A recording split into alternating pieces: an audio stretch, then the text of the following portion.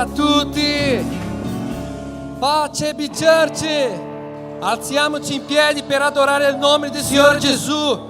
A tutti noi che una volta eravamo schiacciati dal peccato e oggi siamo stati salvati dal Signore nella croce del Calvario. Adoriamo il nome del Signore.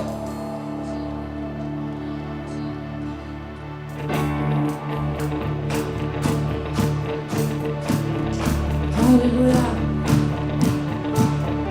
Mi schiacciava il peccato che era in me.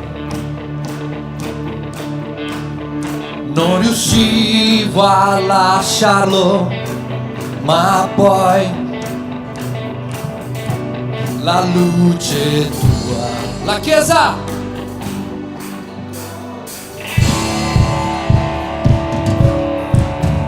respiravo ma non vivevo, nascondevo le mie paure fino a che io ho incontrato te, tu mi hai chiamato. Chiesa!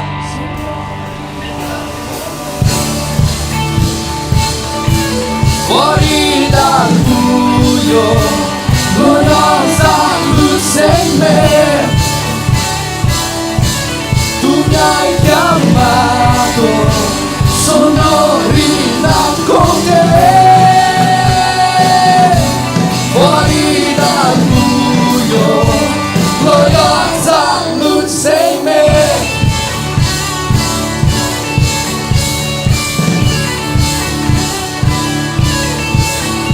Sono immerso nel tuo amore. Conosco la tua libertà. È tutto nuovo, è tutto nuovo, perché Gesù tu mi hai chiamato, sono rinato con te. Fuori dal buio, gloriosa luce in me. Tu mi hai chiamato, sono rinato con te.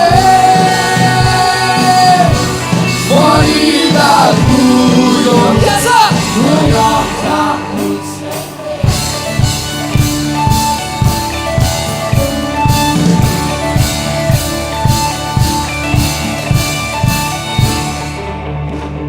Adesso voglio sentire tutti insieme con me.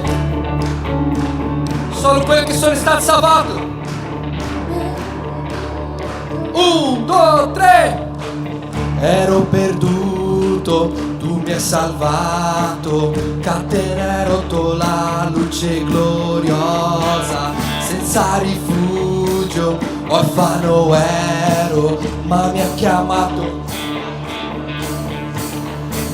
Rotto ero dentro, tu mi hai guarito, il tuo amore nell'aria respiro. Ho un futuro, mi hai aperto gli occhi quando hai chiamato me.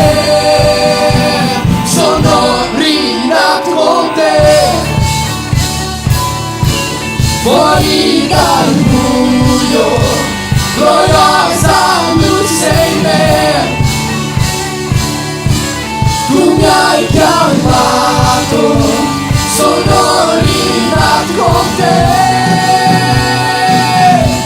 Fuori dal buio, insieme, gloriosa luce in me.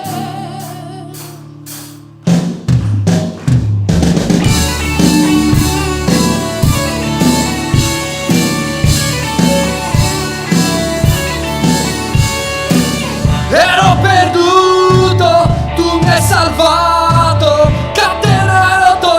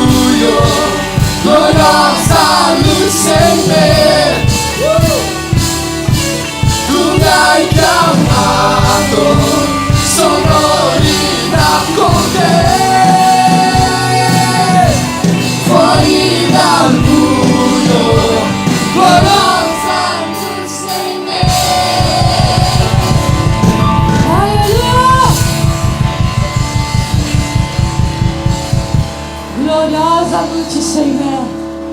Tu puoi alzare la tua mano in questo momento, noi preghiamo insieme. Padre nostro, noi siamo qui questa sera, riuniti, Signore, perché la tua gloriosa luce ci ha raggiunto, perché la tua presenza ci ha raggiunto, perché la tua morte in quella croce, Signore, ci ha portato la salvezza.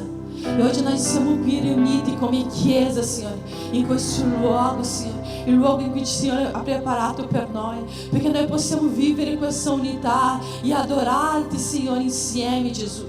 Signore, che hoje noi possiamo vivere questo momento, Signore, appieno alla tua presenza, Gesù. Que nós possamos senti-la, Gesù. Que nós não possiamo uscire di qua senza vedere le manifestazioni della tua gloria in mezzo a noi e in noi, Gesù.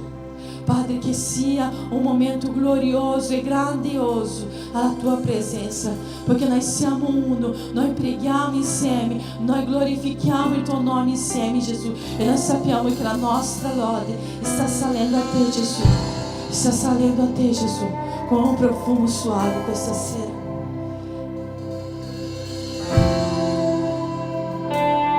Noi vogliamo adorarti, Gesù. Noi vogliamo adorarti con tutto ciò che noi siamo, con tutto ciò che noi abbiamo, Gesù, perché tu è la gloria, tu è l'onore e tu è la potenza. Dio Padre dei cieli santo,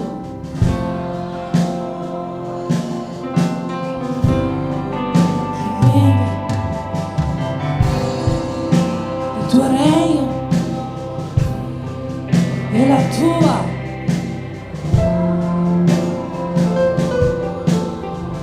cantiamo ancora una volta. Dio Padre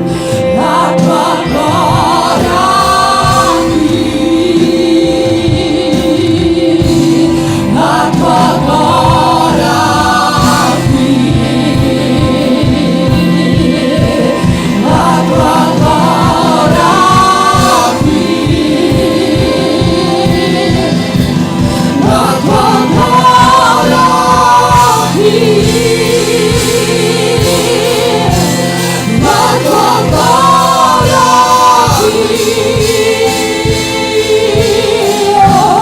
la tua gloria qui, la tua gloria qui.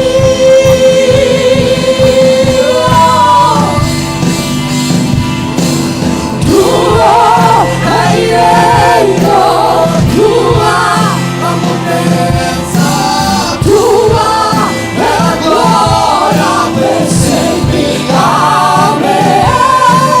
Tuo è il regno, tua la potenza, tua è la gloria per sempre. Amen. Tuo è il regno, tua la potenza, tua è la gloria per sempre. Amen. Tuo è il regno, tua la potenza, tua è la gloria per sempre. Amen. Tuo è il regno, tua la potenza, tua è la gloria per sempre. Amen.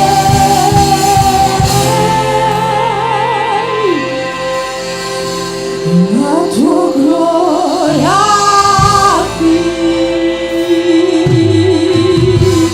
la tua gloria qui,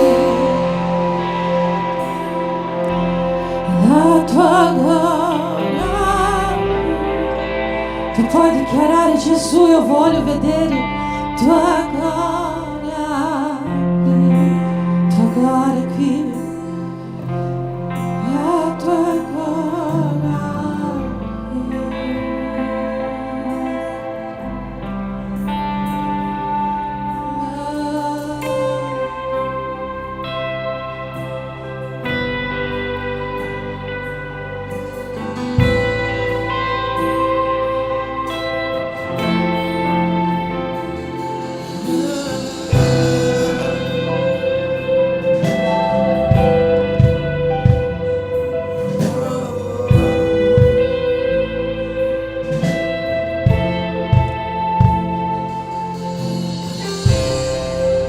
La luna e le stelle,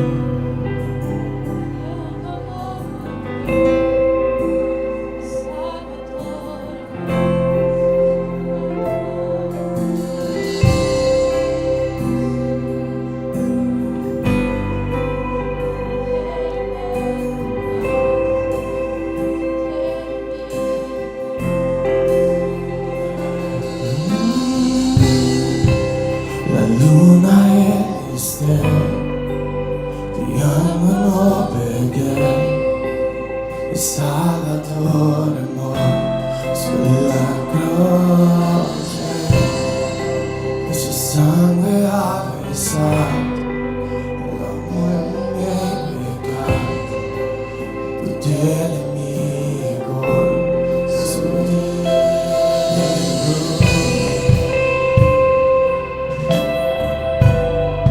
lui, su di lui.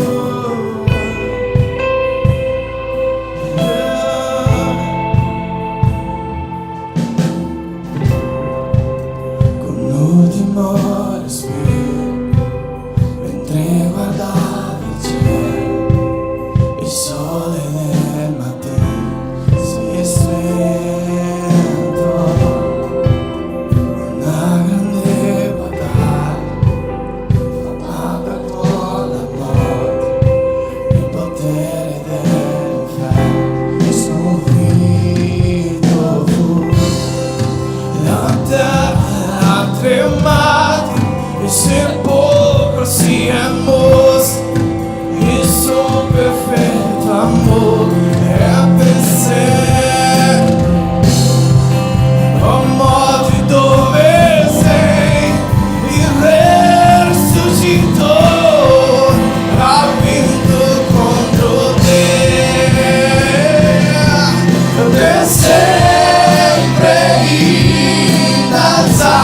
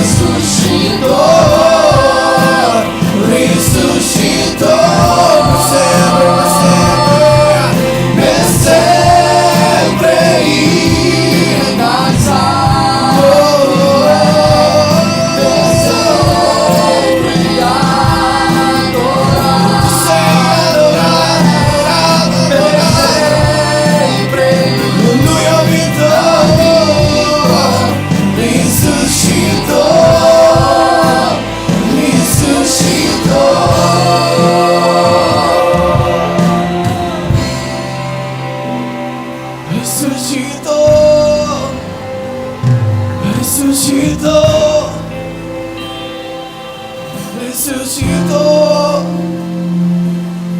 Oh, e tu sei qui in mezzo a noi, tu sei qui in mezzo a noi. La morte non ha avuto nessun potere su di te. Tu sei risolto per me.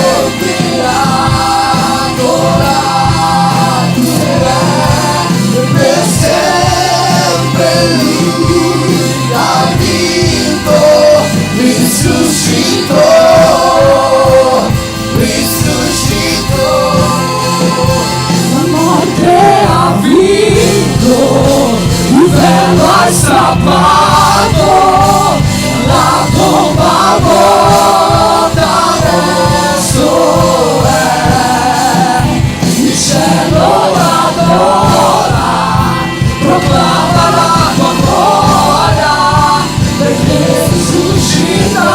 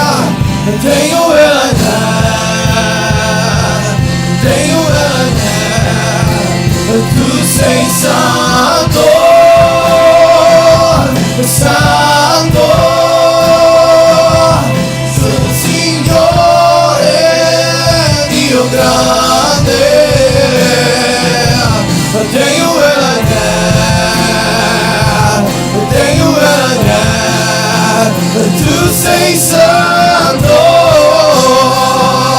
santo, sei Signore, Dio grande, Dio Elohim,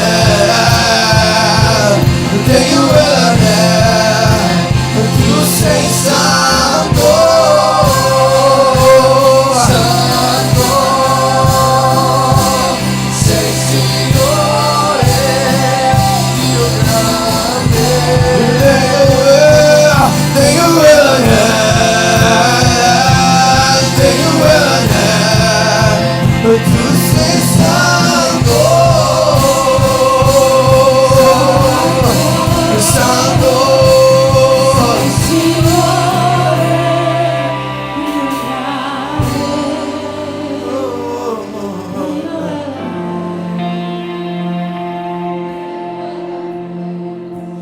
Tu sei santo,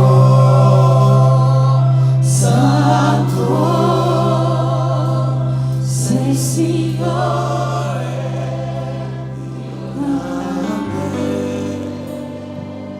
Tenho ela,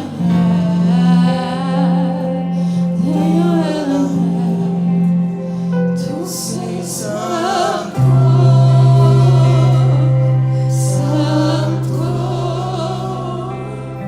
sei Signore, Dio grande, tenho ela,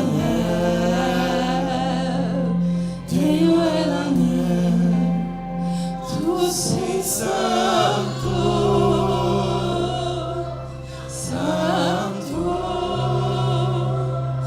sei Signore, Dio grande, tenho ela,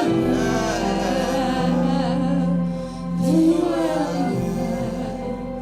tu sei santo, santo, sei Signore, Dio grande,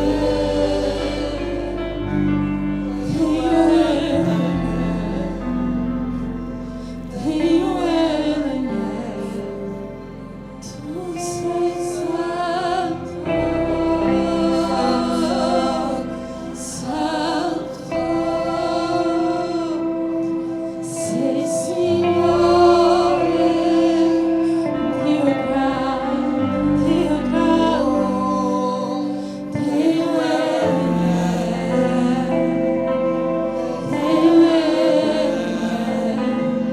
tu sei santo, santo, sei Signore, Dio grande,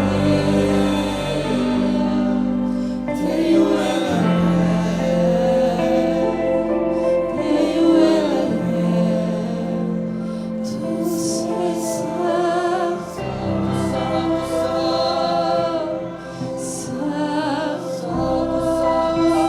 santo, sei Signore, Dio grande,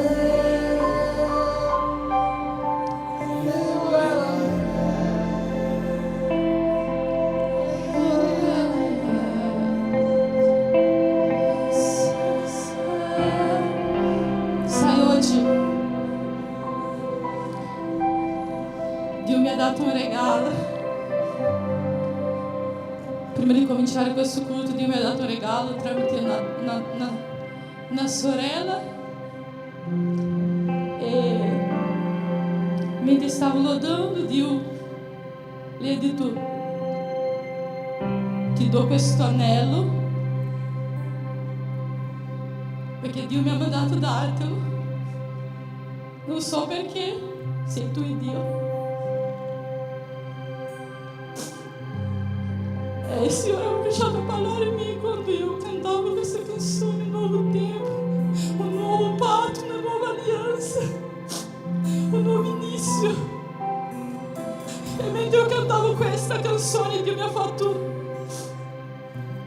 mi ha fatto venire in mente una preghiera che io ho chiesto al Signore di togliermi la paura.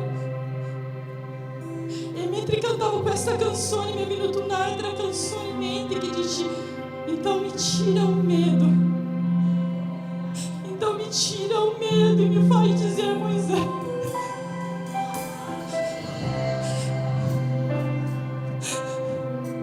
e essa música diz: pôs um anel em meu dedo e me tirou o medo.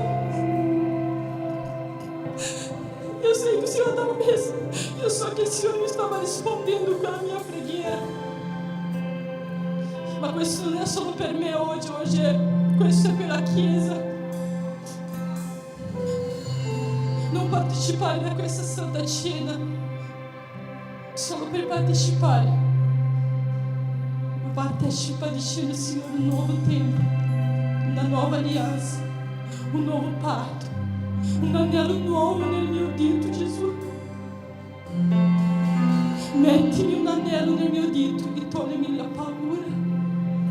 Metti un anello nel mio dito e mi fa camminare dove il Signore vuole che io cammini. Metti un anello nel mio dito e mi fa andare dove il Signore mi ha detto di andare. Metti un anello nel mio dito e sella per sempre questo patto, questa alleanza che io ho con te. Hoje il Signore vuole un patto nuovo, uma aliança nova. E non è solo con me. Dio mi ha dato a me come risposta di una preghiera mia, ma Dio anche ha dato a te oggi, perché noi percepiamo che il Signore c'è qualcosa di nuovo per fare nella nostra vita. Io amo questa canzone. Eu detto prima che se dovessi cantare solo questa canzone tutto il tempo io la canterei, perché è una canzone che innalza il nome di Gesù.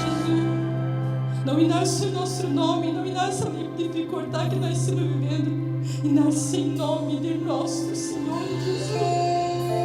E se non è per Lui che noi siamo qua oggi, noi non ci riuniamo in vano. Degno è l'agnello che è morto e è risorto e che ci ha dato una nuova alleanza, un nuovo patto, un nuovo inizio. Gesù ci ha comprato. Non perché noi viviamo ancora le cose che vivevamo una volta, ma perché noi viviamo e camminiamo nel nuovo patto con Cristo. Dio è l'agnello, Dio è l'agnello, tu sei santo, santo.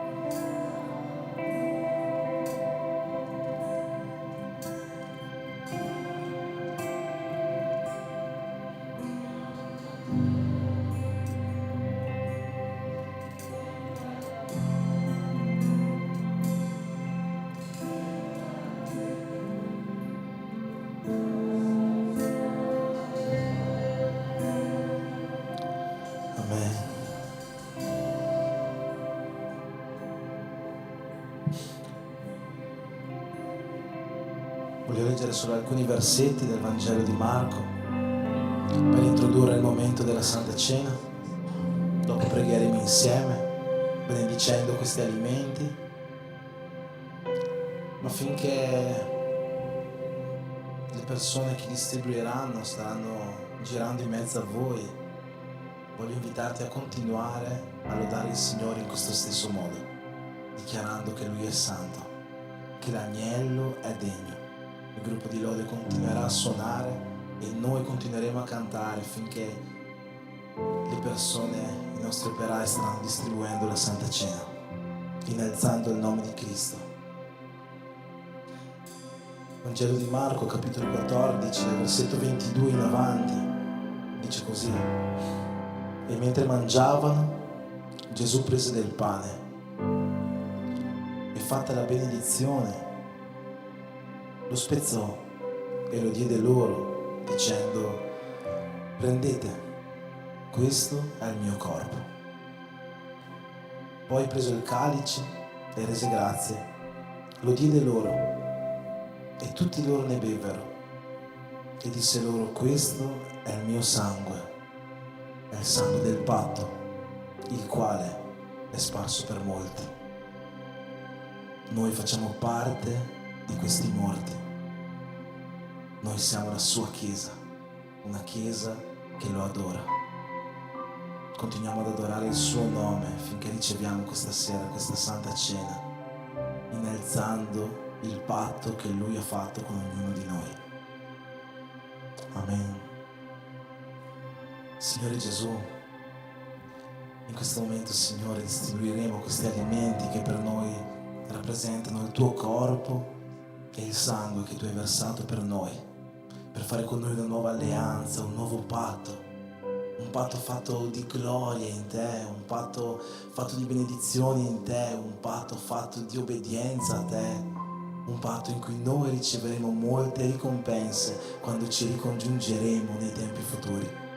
Benedici, Signore, questa Santa Cena, che ognuno di noi, ricevendo in sé questi alimenti, possa riallacciare ogni rapporto che si è spezzato con te, possa far sì che il ministero della restaurazione viva dentro di sé attraverso il tuo Spirito, che è rappresentato da questo pane e da questo calice che oggi noi benediciamo e che ti chiediamo di consacrare per la tua gloria nelle nostre vite.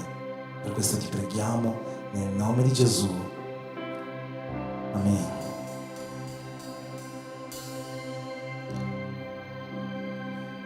Ricordo che chi non è battezzato aspetti un po' per prendere la Santa Cena, aspetti il momento in cui si battezzerà, ma tutti gli altri prendete la Santa Cena e prendetela ricordando questo patto che Gesù ha fatto con voi. Lodiamo il nome del Signore.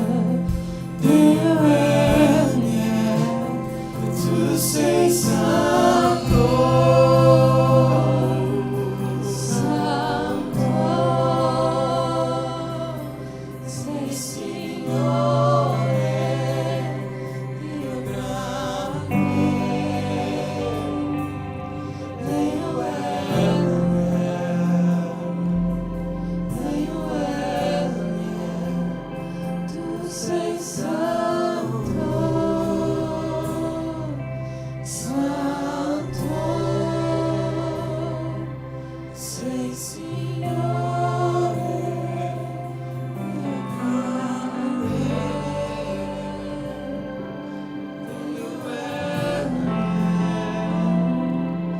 Dio tu sei santo, santo,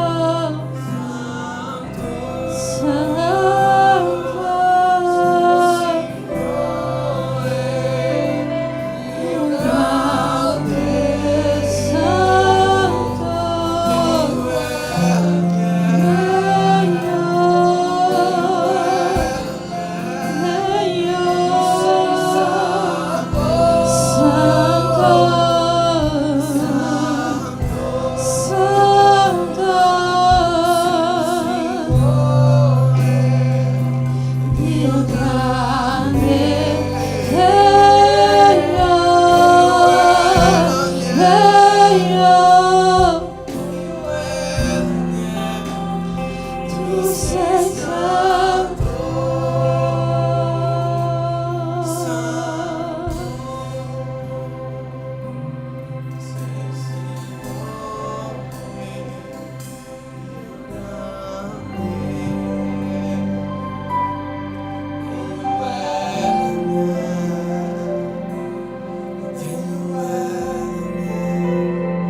tu sei santo.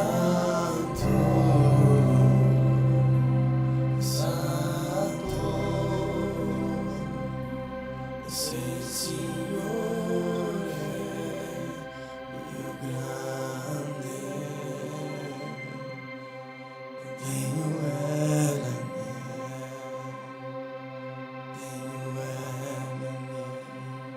e tu sei santo, santo.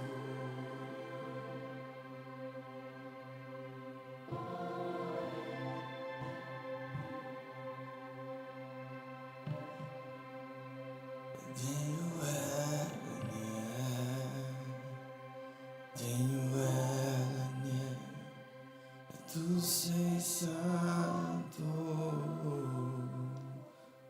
santo, sei Signore, Dio grande, degno è l'agnello, tu sei santo, santo, sei Signore, Dio grande,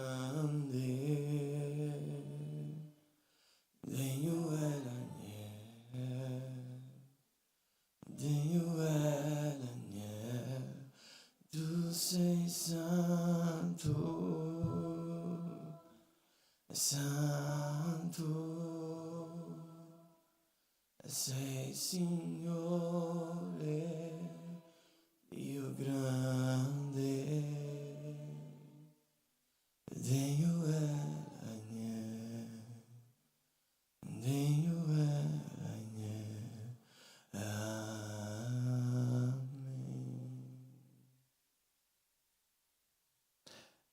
E allora come uni in Cristo, insieme prendiamo questo pane che per noi rappresenta il corpo che Gesù ha donato per noi.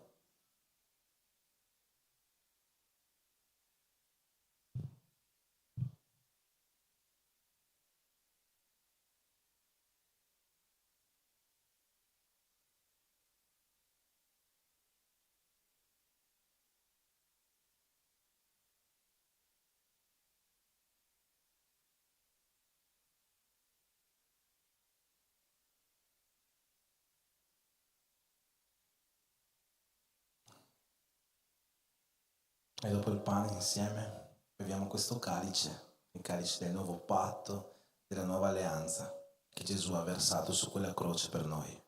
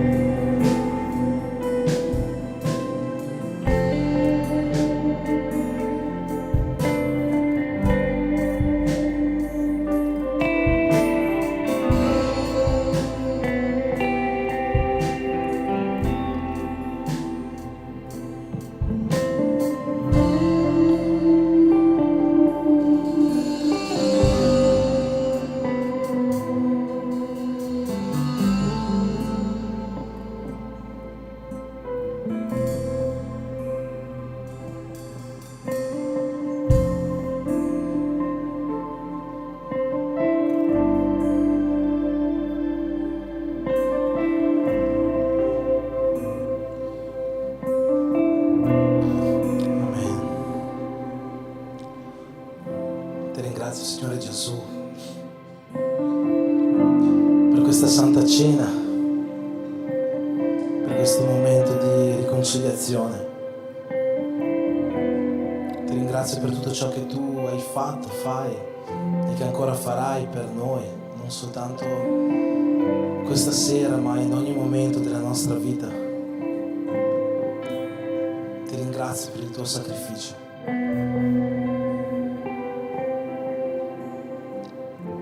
Che ne sia valsa la pena, Gesù.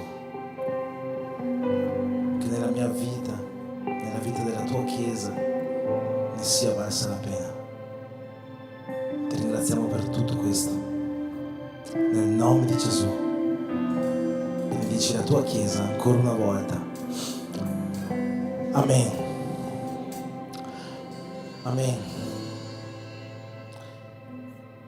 Dobbiamo andare avanti con la nostra serata. Voglio dare qualche avviso, pochi avvisi prima di... Stanno con pressa di dare... Avete fretta di dare gli avvisi? Grazie comunque. Primo avviso della serata, il nostro B-Brazer per gli uomini di mercoledì. Mercoledì alle 8 tutti gli uomini sono invitati, quasi obbligati a venire qua in chiesa. Ci sarà una parola per voi, ci sarà un tempo di comunione tra noi, ma soprattutto ci sarà la presenza del nostro Signore Gesù. Quindi venite uomini, non mancate a questo nostro appuntamento dove andremo a scoprire l'ultima qualità del frutto dello Spirito. Abbiamo fatto tutte le 9 qualità questo mese. Ci sarà l'ultima delle 9 qualità, non mancate al nostro B-Brazer. Non mancherete? Molto bene. Non abbiamo fatto l'urletto. Aspetta. Mercoledì B-Brazer. Grazie. E invece si avvicina sempre di più la nostra maratona del 16 novembre, del nostro dipartimento missionario B-Running. Chi vuole iscriversi ancora può entrare in contatto con la missionaria Sandra per qualsiasi informazione. Abbiamo dato tutto un elenco di informazioni già sul gruppo per chi ha deciso di partecipare. Se ancora non avete votato lì sul gruppo, votate, sono gli ultimi giorni, quindi dobbiamo essere preparati e organizzati per il 16 affinché possa essere una giornata di sport, di divertimento, ma soprattutto una giornata in cui esaltare il nome del Signore attraverso la nostra vita e la nostra evangelizzazione. Quindi non mancate il 16 novembre al nostro B-Running. Prossimo avviso, B-Kids siamo luce! Perché non ci sono i bambini qua? I genitori dei bambini, facciano un po' di... B-Kids, siamo luce! Molto bene. Il 30 novembre sarà una domenica alle 2:30, tutti i bambini sono invitati a venire qua, sarà una giornata speciale, particolare per loro, non fateli mancare. E tutti i bambini che in questa giornata vorranno fare qualcosa, partecipare attivamente con lodi, con danze, con qualsiasi cosa, entrate in contatto con Raissa, fai così Raissa, così ti vedranno tutti quanti, la nostra leader dei B-Kids, affinché possiate far sì che i vostri figli possano partecipare attivamente a questo pomeriggio. Ma anche se non vorranno partecipare attivamente, fateli venire, sarà una giornata interamente per loro, si divertiranno, mangeranno, giocheranno, ma soprattutto riceveranno qualcosa per loro da parte dello Spirito Santo, e è qualcosa che noi teniamo tantissimo per i nostri bambini. Da quando poco più di un anno fa abbiamo cominciato con la Chiesa dei bambini, quello che abbiamo sempre avuto in desiderio è che i nostri figli potessero veramente diventare partecipi della presenza dello Spirito Santo, qualcosa che magari normalmente non siamo abituati a vedere, e da quando c'è la Chiesa dei bambini di là noi vediamo bambini arrendersi davanti allo Spirito Santo, alla sua presenza, bambini piangere, bambini pregare gli uni per gli altri, bambini interessati a conoscere sempre di più il nostro Signore Gesù. Quindi non fateli mancare a questo evento, e se avete amici di bambini che hanno bambini, invitateli a venire sarà una giornata anche di evangelizzazione per queste famiglie. Amen? Amen? Ok. Bene. Sto sfogliando la Bibbia, ma in realtà non c'è niente qua, c'è soltanto la Bibbia. Abbiamo finito gli avvisi? Sì? Grazie mille. Allora vi chiedo di alzarvi in piedi per piacere, voglio fare un momento di decime e di offerte. Prima di passare alla parola, tu che hai portato la tua offerta, tu che hai portato la tua decima, sei benvenuto in questo momento a consegnarla al nostro Signore Gesù. Non la stai consegnando a me, non la stai consegnando alle tesoriere della Chiesa, non la stai consegnando alla Chiesa in generale. La parola di Dio ci insegna nella lettera agli Ebrei, capitolo 7, che noi consegniamo la nostra decima direttamente al nostro Signore Gesù. È a Lui che noi diamo la nostra offerta. Perché? Perché riconosciamo che in realtà tutto quello che abbiamo è già suo e noi non gli stiamo consegnando niente da parte nostra, è già suo. Stiamo semplicemente dimostrando la nostra riconoscenza verso di Lui e la nostra consapevolezza che tutto ciò che abbiamo nella nostra vita, in qualsiasi ambito della nostra vita, nell'ambito relazionale, come nell'ambito lavorativo, come nell'ambito finanziario, tutto quanto viene solo e unicamente dalla sua grazia e dalla sua misericordia sulle nostre vite. In questo momento dimostriamo a Lui la nostra adorazione attraverso questa consegna di decime, di offerte, ringraziandolo per tutto ciò che Lui fa per noi. Amen. Signore Gesù, in questo momento ti preghiamo per ogni decima, per ogni offerta, per tutto quello, Signore, che Tu oggi hai messo nel nostro cuore di portare alla Tua casa, sapendo, Signore, che è sì per il mantenimento di quest'opera, affinché questa Chiesa possa crescere, possa in qualche modo prosperare, non per la gloria di questa Chiesa, ma affinché possa essere sempre più rilevante e anche per mezzi economici raggiungere sempre più persone.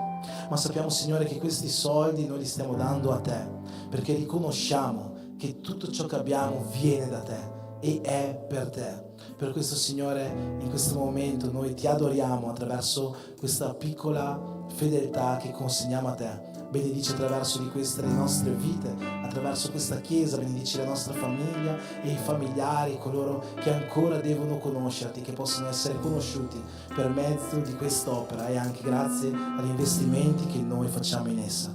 Nel nome di Gesù, Signore, continua a benedire la Tua Chiesa. Amen. Se vuoi, in fondo ci sono le buste missionarie per fare l'offerta di missione, ci sarà una tesoriera che ti può aiutare con le offerte, con carta, se vuoi offertare attraverso il bancomat, la carta, il POS.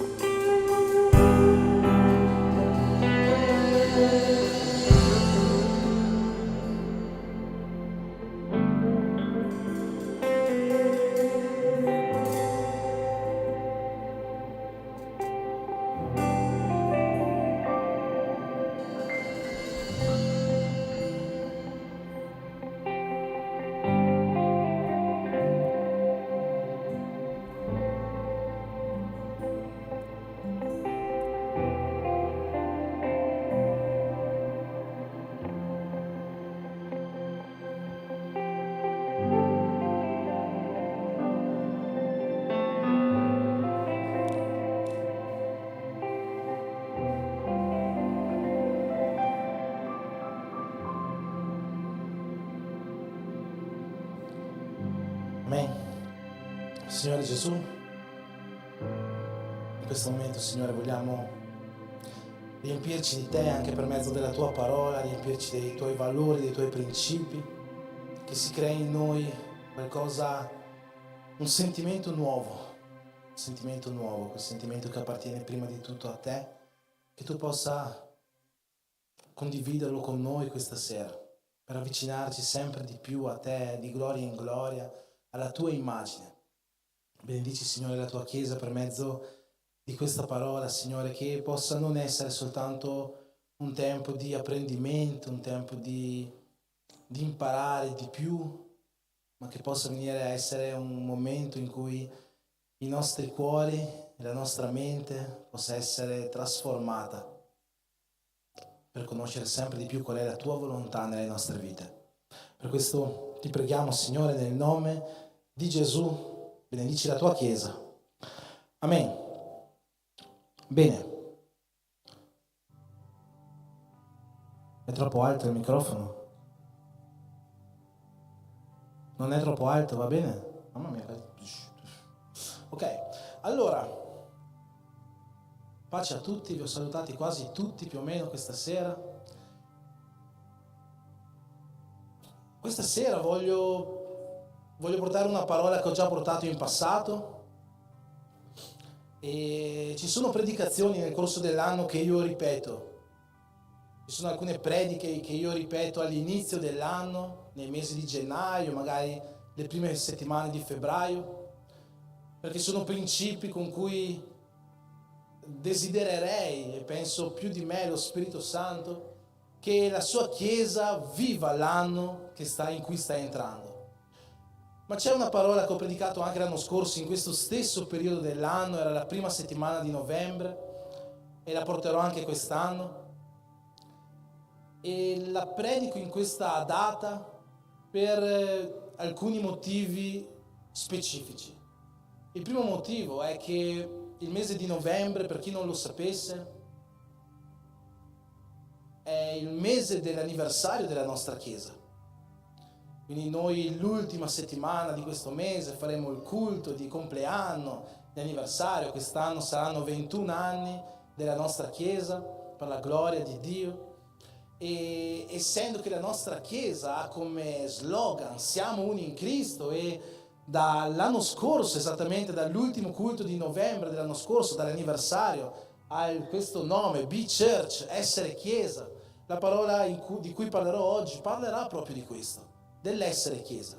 Quindi la predico nel mese di novembre, mese dell'anniversario della Chiesa, perché parla di quello che è un po' l'essenza di questa Chiesa, l'essere Chiesa.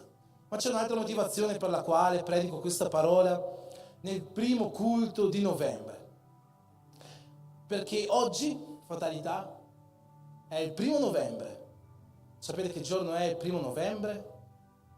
Secondo il calendario cattolico, il 1° novembre è la festa di tutti i santi, no?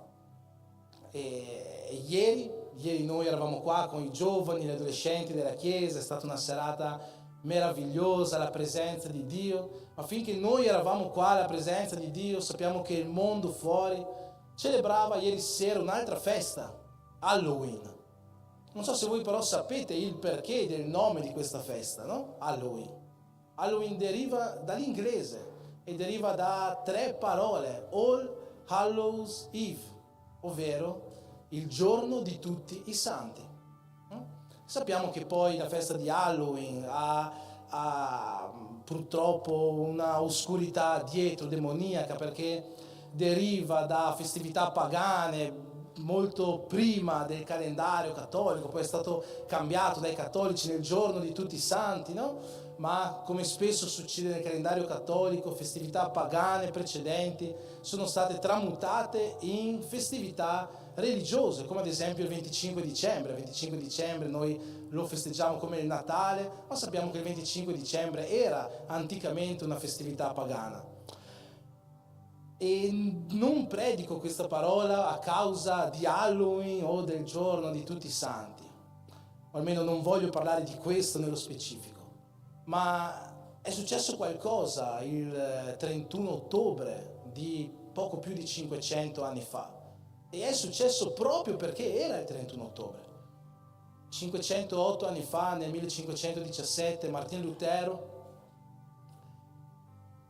il giorno del 31 ottobre, quindi alla vigilia del giorno di tutti i santi, affisse sulla porta della cattedrale di Wittenberg in Germania 95 tesi che accusavano la Chiesa cattolica e che riportavano a vivere il vero Vangelo. E le ha fissate proprio il 31 ottobre perché sapeva che il giorno successivo molte persone sarebbero andate in chiesa a causa della festività di tutti i santi. Per questo motivo noi oggi parliamo di questo, perché nella parola di oggi io voglio condividere con voi un po' di ciò che è la storia della nostra Chiesa, la storia di noi cristiani, evangelici, pentecostali. Ma come ho chiesto anche nella preghiera iniziale, vorrei che questo non si fermasse a un momento di insegnamento, di raccolta, di informazioni, ma che questa parola potesse produrre in noi anche una novità di vita, così come il Vangelo vuole che produca. Posso chiedere soltanto di abbassare un pochino perché mi stanno scoppiando le orecchie qua su, non so voi. Ok, per cominciare questa parola vorrei che seguiste qua senza che aprite le vostre Bibbie. Voglio leggere soltanto la parte A di un versetto, Atti degli Apostoli, capitolo 2, versetto 14, soltanto la prima parte. Dice così: ma Pietro, levatosi, alzatosi in piedi con gli 11, alzò la voce e parlò loro così. Questo è il versetto da cui voglio partire, ma dobbiamo capire in che modo arriviamo a questo versetto. In Atti degli Apostoli, al capitolo 1, ha effettivamente inizio la nascita della Chiesa. In Atti degli Apostoli 1 noi vediamo Gesù salire, ascendere in cielo, e finché ascende in cielo lui promette lo Spirito Santo sulla sua Chiesa, sui suoi apostoli.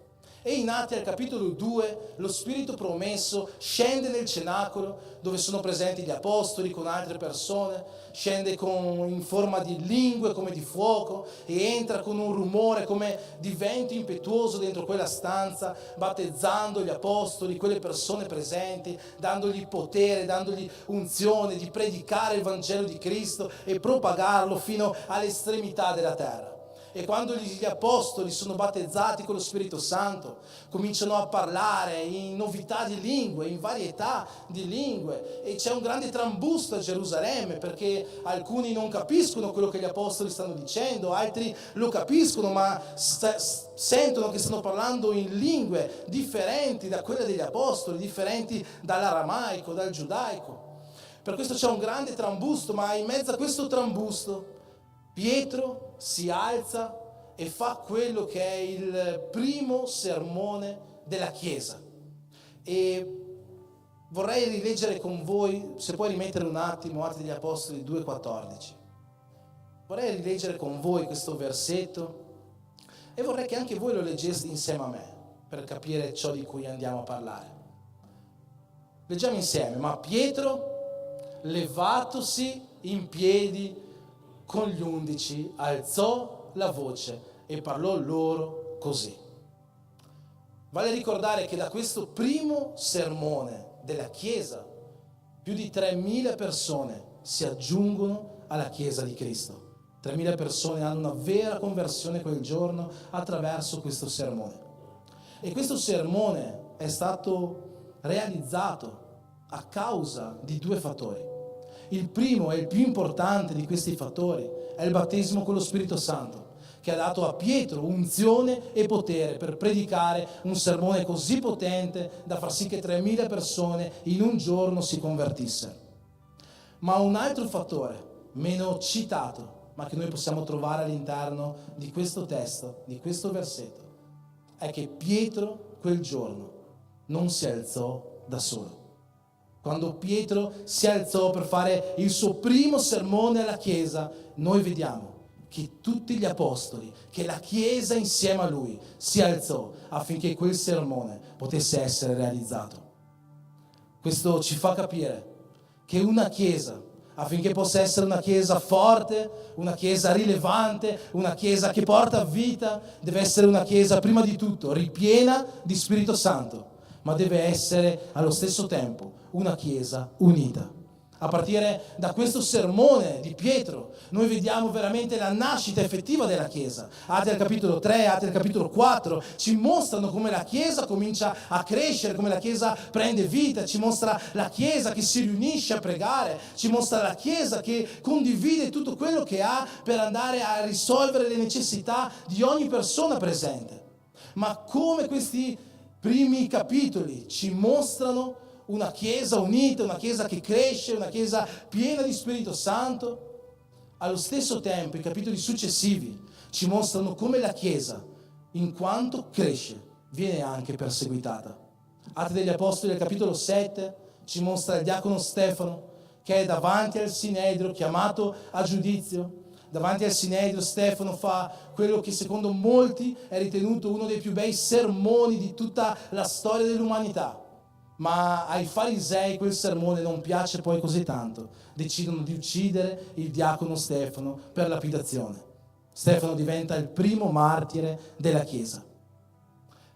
E forse i farisei, e forse anche noi, se andiamo a leggere cronologicamente per la prima volta Atti degli Apostoli, potremmo pensare, adesso che è stata uccisa una persona a causa del Vangelo, la Chiesa si fermerà, la Chiesa morirà. Eppure non è così, non fu così. La Chiesa unita prese forza. La Chiesa piena di Spirito Santo prese forza. E proprio a causa del martirio di Stefano, la Chiesa cominciò a espandersi in tutte le regioni della Palestina. In Atti al capitolo 8 noi vediamo il diacono Filippo che raggiunge la Samaria. La Samaria era una regione in cui i cristiani, gli apostoli stessi, finché camminavano con Gesù, avevano paura ad andare. Ma Filippo va in Samaria, in Atti al capitolo 8 vediamo che predica il Vangelo, la Samaria intera si arrende al Vangelo di Gesù Cristo. Da Gerusalemme arrivano i grandi apostoli, Pietro, Giacomo, Giovanni, impongono le mani sui Samaritani e lo Spirito Santo scende su quella regione. Ma non finisce qua. Dopo questa grande conversione Filippo viene portato dallo Spirito in un luogo deserto e in questo luogo passa un etiope, un eunuco, un emissario della regina Candace di Etiopia, che finché sta passando in questo luogo Filippo lo incontra, Filippo predica il Vangelo a questo etiope, l'etiope si converte e viene battezzato. È il primo relato storico di un gentile, di un pagano che si converte al cristianesimo e che viene battezzato. La Chiesa non si fa fermare dalla persecuzione, ma diventa sempre più forte attraverso la sua unità e attraverso lo Spirito Santo che regna nei cristiani. Atti al capitolo 9 ci parla di Paolo. Paolo, che era un grande persecutore della Chiesa, lui stesso dice nelle sue lettere che secondo lo zelo che ha per la religione, lui era un grande persecutore della Chiesa. Ma Paolo quel giorno sulla via di Damasco ha un incontro ravvicinato con Gesù. Paolo si converte e diventa quello che è il più grande missionario della Chiesa di tutti i tempi. Atti degli Apostoli ci raccontano le grandi gesta di tutti gli Apostoli, sì, ma in particolare di Paolo e dei suoi viaggi missionari. Ci racconta di come Paolo insieme a Barnaba raggiungono la città di Antiochia. Antiochia a quel tempo era la terza città più grande del mondo. Prima era Roma, seconda era Alessandria d'Egitto, terza era Antiochia di Siria. Lì a Antiochia Paolo predica il Vangelo, fonda una chiesa e la Bibbia ci racconta che in quella città per la prima volta i seguaci di Cristo, i seguaci della via vengono chiamati cristiani. Atti degli Apostoli continua fino al capitolo 28 narrandoci le grandi gesta di questi apostoli e le persecuzioni che hanno subito. Sappiamo che in Atti 28 Paolo si sta recando a Roma per poi là essere giudicato, essere messo in prigione. Non sappiamo se da quella prigione è stato poi liberato e poi è tornato. Quello che sappiamo è che in quella prigionia prima o poi soffrirà anche lui il martirio sotto l'impero dell'imperatore Nerone. Ma sappiamo che nella sua ultima lettera che scrive al suo figlio nella fede Timoteo, lui dice così: Timoteo, qua molti mi hanno abbandonato. Alessandro Arramaio mi ha fatto molto male. Dema, un mio fedele collaboratore, amando questo mondo, mi ha abbandonato. ma non c'è più tempo da perdere. Vieni tu qua, porta con te anche Marco, qua c'è Luca. In questi ultimi tempi dobbiamo essere uniti. Paolo aveva inteso quello che la parola ha sempre comunicato, che una chiesa, affinché possa essere forte, affinché possa essere rilevante, deve essere sì ripiena di Spirito Santo, ma deve essere allo stesso tempo una chiesa unita. E Paolo desiderava quell'unità in quegli ultimi tempi. Paolo soffre la morte, il martirio sotto l'impero di Nerone. Nel 64 d.C. Nerone, come tutti voi sicuramente sapete, appicca un fuoco a Roma. Dei 14 quartieri di Roma, 10 hanno una densa popolazione, 10 sono completamente rasi al suolo, ma i 4 rimasti intatti hanno una densa popolazione di cristiani. Per questo motivo Nerone decide di addossare la colpa di questo incendio proprio ai cristiani, nonostante lui stesso fu l'autore di quell'incendio. Si racconta che in quel periodo storico i cristiani venivano perseguitati, venivano presi e venivano coperti di pece e messi agli angoli delle strade di Roma, e gli veniva dato fuoco, e finché bruciavano vivi per fare luce alle strade di Roma, le loro urla di dolore ricoprivano la città. Questo ci viene detto da storici dell'epoca. Le persecuzioni non finirono. Pochi anni più tardi Vespasiano divenne imperatore e costruì il Colosseo.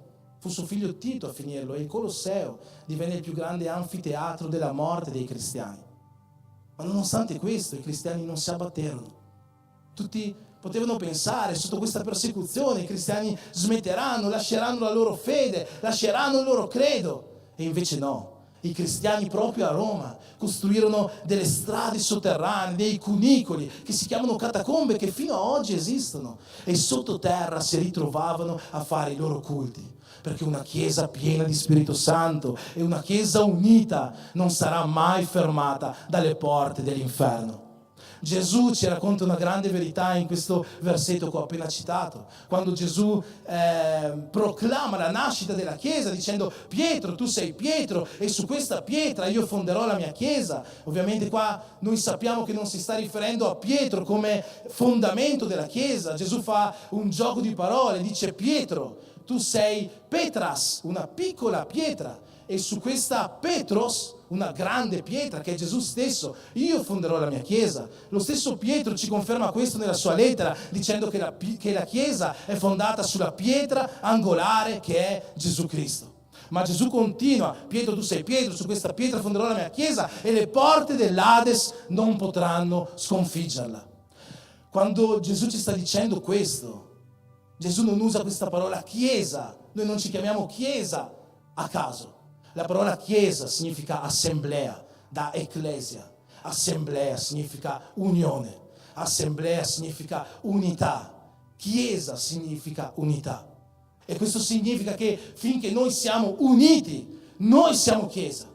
E finché noi siamo uniti, le porte dell'Ades non ci potranno sconfiggere. Ma quando noi non siamo uniti, noi non siamo Chiesa. E l'inferno ha tutto il potere contro di noi. Ma quei cristiani di quel primo secolo erano uniti, si unirono per scavare queste catacombe e continuarono i loro culti a Dio. Nel 90 divenne imperatore Domiziano. Domiziano fu il primo imperatore che proclamò il culto all'imperatore. Lui diceva ai suoi sudditi che dovevano chiamarlo Signore mio e Dio mio, e chi non accettava questo veniva messo a morte. Per 100, 200, 300 anni la Chiesa fu continuamente perseguitata. Nel 306 divenne imperatore Diocleziano, e Diocleziano fece partire quella che fu la più grande persecuzione dei cristiani mai vista fino a quel momento. Eusebio di Cesarea, che era pastore in Palestina in quel periodo, è uno storico cristiano, racconta che durante il regnato di Diocleziano i Vangeli, le Bibbie erano bruciate, i sacerdoti erano messi in prigione. Racconta che non c'erano più posto per gli assassini e i ladri nelle prigioni, anzi venivano liberati dalle prigioni per fare spazio ai sacerdoti cristiani. Ma la grazia di Dio volle che pochi anni più tardi Costantino divenne imperatore. nel 313 emise l'editto di Costantino, meglio conosciuto come l'editto di Milano, con il quale lasciava ai cristiani la libertà di culto. Costantino non fece questo perché era un fervente cristiano, anzi lui non si convertì mai al cristianesimo. Fece questo perché la grazia di Dio sempre volle che non soltanto i poveri si convertissero al cristianesimo, ma anche i ricchi cominciarono a convertirsi. E i ricchi si ritrovavano perseguitati e non pagavano più le tasse all'impero romano. Per questo motivo Costantino, per rimpolpare le casse dell'impero, che era in profonda crisi economica, lasciò ai cristiani la libertà di culto. Ma il cristianesimo cominciò a prendere vita, cominciò a prendere piede. Nel 390 l'imperatore Teodosio emise un altro editto, l'editto di Tessalonica, che proclamava il cristianesimo come unica religione dell'impero e qualsiasi altra religione sarebbe stata perseguitata. Questa era una buona notizia per i cristiani. Finalmente erano liberi di fare culto. Il cristianesimo era la prima religione, l'unica religione dell'impero. Era una grande notizia. Eppure ciò che sembrava così buono divenne qualcosa di incredibilmente svantaggioso per il Vangelo di Cristo. Il cristianesimo cominciò a corrompersi. E questo pochi anni più tardi, nel 406, quando l'imperatore era un certo Foca. L'imperatore Foca prese il vescovo di Roma, si chiamava Gregorio Magno, e gli disse: Gregorio, io voglio che tu diventi il primo papa della storia, vescovo sopra tutti i vescovi, vescovo universale. Gregorio Magno rispose a Foca con una lettera, e in questa lettera c'era scritto così: chiunque desideri essere chiamato di vescovo al di sopra di tutti i vescovi, di vescovo universale, di papa, costui è il precessore dell'anticristo. Gregorio Magno si rifiutò di assumere l'incarico di papa, ma 2 anni dopo morì. Divenne vescovo di Roma Bonifacio III. Foca ancora una volta fece questa proposta e Bonifacio III accettò, creando così l'inizio della stirpe papale che fino ad oggi noi conosciamo. Da quel momento iniziarono 1000 anni che la storia chiama di Medioevo, di completamente oscurità per la Chiesa. Non perché la Chiesa fosse perseguitata o perché la Chiesa fosse all'oscuro, anzi, la Chiesa dominava su ogni cosa, ma la Chiesa era completamente corrotta. La Chiesa aveva abbandonato i valori, aveva abbandonato i principi che Gesù voleva che seguisse. Dopo 1000 anni, finalmente, all'incirca nel 1400, Dio ricominciò ad alzare uomini pieni di Spirito Santo che ritornassero a proclamare il Vangelo. Nel 1400 in Inghilterra si alzò John Wycliffe e Wycliffe cominciò a vedere la corruzione della Chiesa. E allora disse così: finché le persone non conoscono la verità, allora tutto resterà com'è e niente cambierà. E questo ce l'aveva già detto Gesù: conoscerete la verità e la verità vi renderà liberi. Wycliffe allora che cosa fece? Decise di tradurre la Bibbia dal latino all'inglese, perché a quel tempo la Bibbia potevano leggerla soltanto i sacerdoti, le persone del clero, nessuno parlava latino. Wycliffe tradusse la Bibbia in inglese, ma la Chiesa cattolica lo mise a tacere. Sapete perché? Perché Wycliffe sì era pieno di Spirito Santo, ma Wycliffe combatteva da solo. Pochi anni dopo, nella Repubblica Ceca, a Praga, sorse un altro grande predicatore, Jan Hus, e anche lui cominciò a condannare il clero, cominciò a condannare la Chiesa, ma la Chiesa mise a tacere anche lui, lo condannò come eretico, fece un grande falò, un grande rogo nella piazza di Praga e lo mise a bruciare vivo sopra questo rogo. Si dice che finché stesse bruciando vivo, lui stava lodando a Dio. Forse non era poi così eretico. E si dice anche che finché bruciava su quel rogo, lui esclamò una frase molto conosciuta, dicendo: voi oggi state uccidendo un'oca, perché la parola as significa oca, ma nel giro di un secolo sorgerà un cigno contro il quale non potrete fare nulla. Probabilmente si stava riferendo a Martin Lutero, che nel giro di un secolo affisse le sue 95 tesi sulla cattedrale di Wittenberg. Dopo Janas ci fu un frate in Italia, Girolamo Savonarola, anche lui condannò la Chiesa, anche lui fu messo a rogo. Wycliffe, Janas, Savonarola erano tutti grandi uomini di Dio, erano tutti uomini ripieni di Spirito Santo, ma tutti loro combatterono da soli e non riuscirono a vincere. Nel 1517 finalmente Lutero, dopo un lungo studio delle scritture, soprattutto della lettera ai Romani, comincia a vedere che le cose nella Chiesa cattolica non stavano andando così bene, che le dottrine, che i dogmi erano completamente antibiblici. In quel periodo il Papa era Leone X. Leone X aveva un sogno, un progetto: costruire la più grande basilica, la più grande chiesa che il mondo avesse mai visto. E la potete vedere fino ad oggi a Roma, è la Basilica di San Pietro. Ma per fare quello gli servivano soldi. E allora Leone X si inventò una grande idea. Inventiamo le indulgenze. Che cosa sono le indulgenze?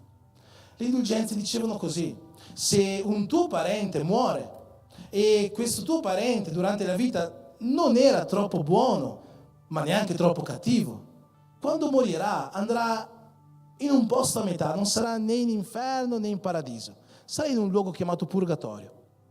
Ma se tu, che sei vivo, paghi una somma di denaro, il tuo parente, il tuo caro che è morto, immediatamente salterà dal purgatorio al paradiso, sarà salvato.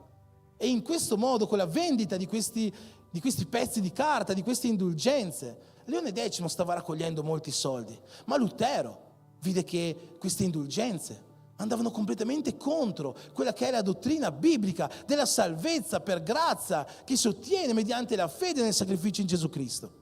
E allora Lutero fece queste 95 tesi, le affisse sulla porta della cattedrale di Wittenberg, e quando le affisse Papa Leone X lo chiamò subito. Indusse un concilio chiamato Dieta di Worms e chiamò Lutero in questo concilio, dicendogli: Lutero, tu devi ritrattare subito tutto quello che hai scritto in queste 95 tesi.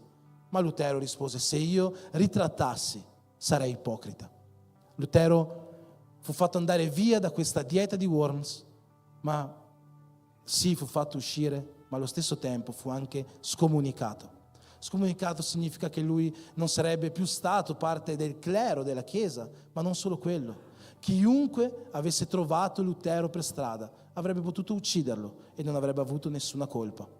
E infatti quando Lutero stava tornando verso la sua città, Wittenberg, fu rapito.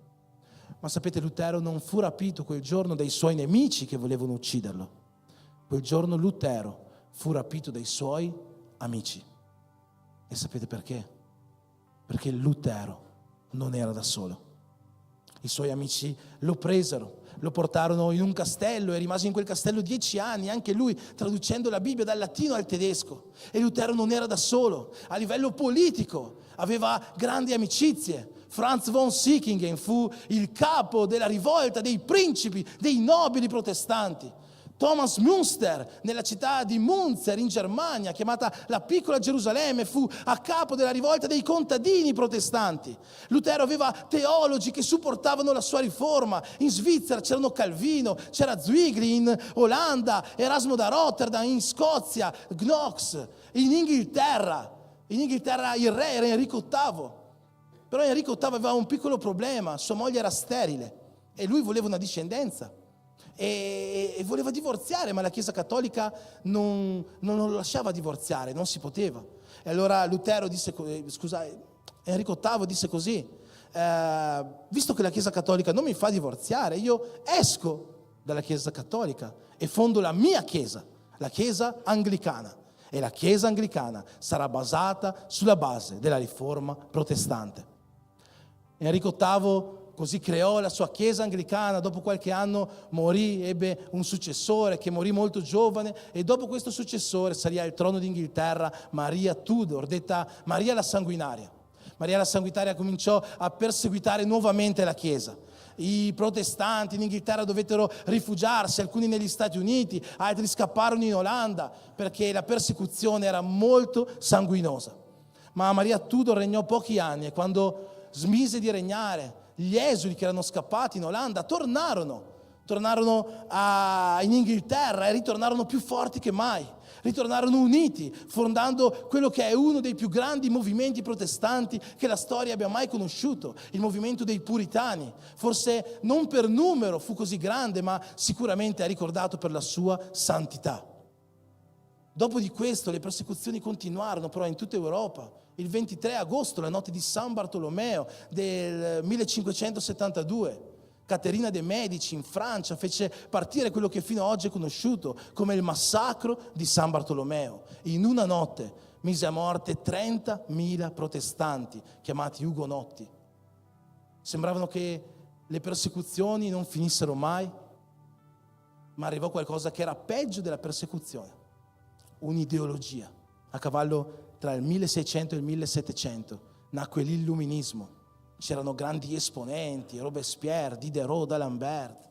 E questo illuminismo aveva un'idea alla base: che Dio non esiste e l'uomo ha il merito di ogni cosa. La ideologia dell'illuminismo si sparse velocemente in tutta l'Europa. Arrivò fino in Inghilterra e in quel momento l'Inghilterra stava vivendo un periodo di totale apatia spirituale a causa delle ideologie illuministe. Ma pochi giovani, pochi studenti di Oxford, dell'università, pieni di Spirito Santo e uniti, decisero di cambiare le cose. Si riunirono, fondarono un club chiamato Holy Club o Club Santo e cominciarono a pregare per un risveglio dell'Europa. All'interno di questo piccolo club c'erano personaggi come John Wesley, come George Whitefield, persone che noi conosciamo come grandi predicatori, come grandi avvivalisti. E fu a causa loro che l'Europa visse il suo grande risveglio. Whitefield predicava per migliaia e migliaia di persone e le lacrime cominciavano a scorrere sui volti di queste persone. Wesley girò tutta l'Europa, andò fino negli Stati Uniti. Negli Stati Uniti incontrò un altro grande predicatore, Jonathan Edwards. Jonathan Edwards è conosciuto perché anche lui fece partire il primo grande risveglio degli Stati Uniti. È sua una delle più famose, conosciute, grandi predicazioni che l'umanità abbia mai visto. Una predicazione che si intitola Peccatori nelle mani di un Dio adirato. Si dice che finché lui predicava questo sermone, stesse semplicemente leggendo un testo. Ma nonostante questo, le persone presenti quel giorno in quella chiesa vedevano il terreno aprirsi sotto di loro e l'inferno chiamarle. Fu un periodo di grandi risvegli e tutto questo partì dalla preghiera di pochi ma pieni di Spirito Santo e uniti. E da lì arriviamo al 1800, un periodo di grandi risvegli, di grandi avvivamenti, di grandi predicatori. Ci fu Spurgeon, il principe dei predicatori d'Inghilterra. In America, Dwight Moody, il più grande evangelista del 1800. Grandi nomi, Charles Finney, il padre del ravvivalismo. Ci furono grandi nomi della Chiesa protestante che nacquero da quel risveglio partito da 4 ragazzi che decisero di unirsi in preghiera. Si arriva al 1900 e lì troviamo un altro grande risveglio. Nel 1906 nella via Azusa negli Stati Uniti il pastore William J. Seymour e la sua comunità si riempiono di doni spirituali. Per la prima volta dopo molti anni persone cominciano a parlare in lingue, persone cominciano a profetizzare e cominciano a esistere nuovamente come ai tempi biblici, miracoli di cura.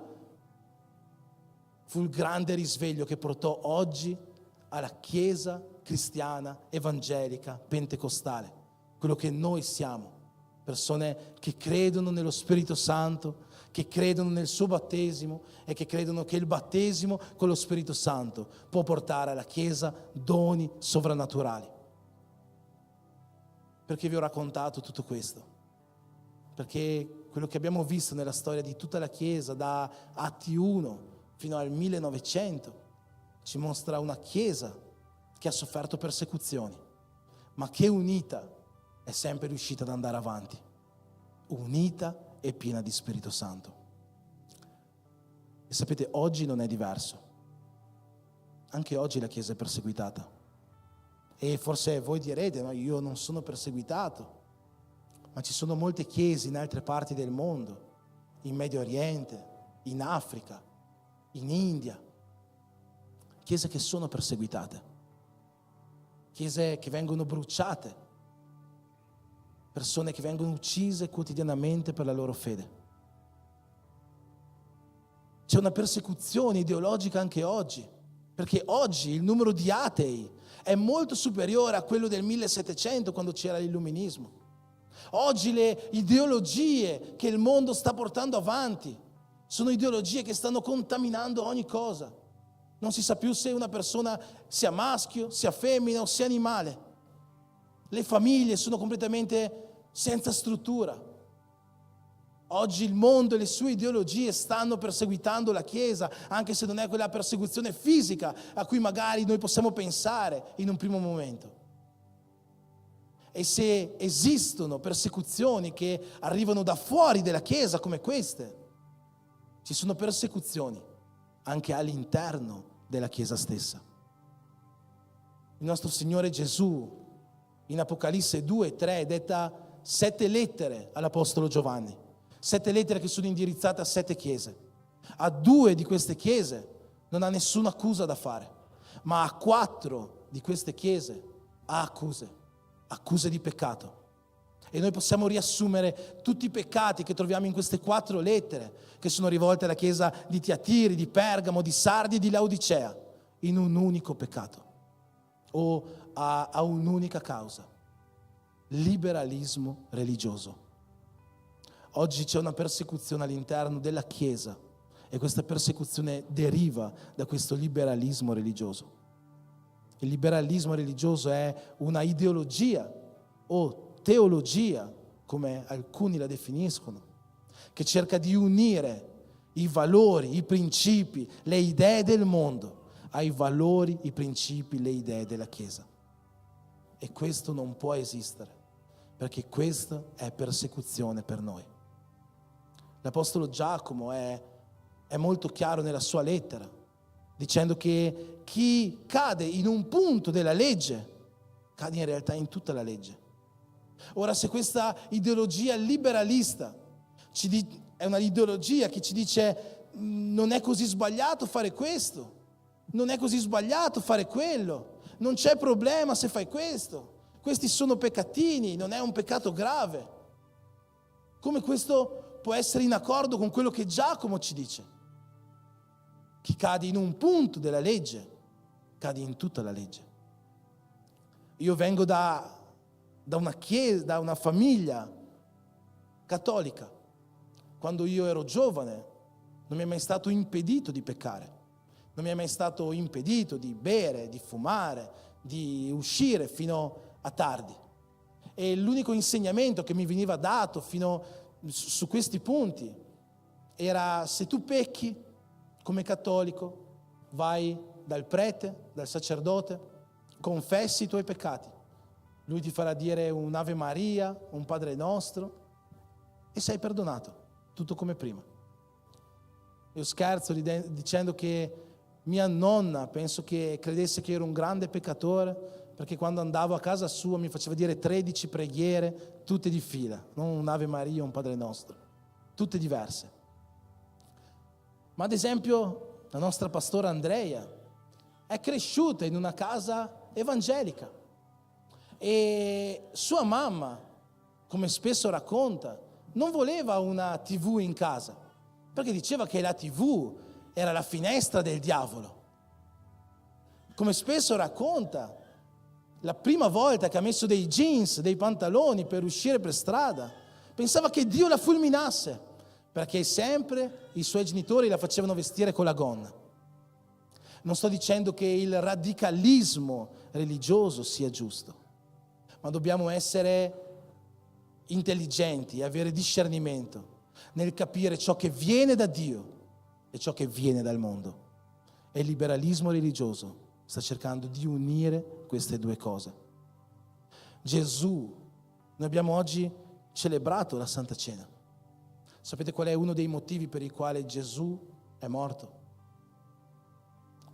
L'Apostolo Paolo, scrivendo agli Efesini, scrive un consiglio, no? Quasi un ordine in realtà per i mariti, dicendo: mariti, amate le vostre mogli come Cristo ha amato la Chiesa e ha dato la sua vita per lei, per santificarla.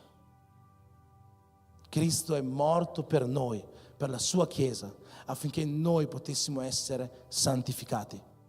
Il liberalismo religioso è ciò che oggi sta cercando di togliere la santificazione alla Chiesa di Cristo. Ma la parola ci lascia un consiglio o un'esortazione molto chiara: siate santi perché Dio è santo. Siate santi come io sono santo. Gesù vuole una Chiesa santa, non vuole una Chiesa che è un po' santa e un po' no. Ho già citato questo esempio poche settimane fa, è un esempio tratto da un libro di un pastore argentino che dice così: chi di voi andrebbe al supermercato e comprerebbe un'acqua in cui c'è scritto che al 98% è acqua potabile, ma il 2% è acqua di fogna? Qualcuno di voi la comprerebbe? E allora perché Dio dovrebbe desiderare noi al 98% santi e al 2% non santi, al 2% peccatori? Dio non vuole questo.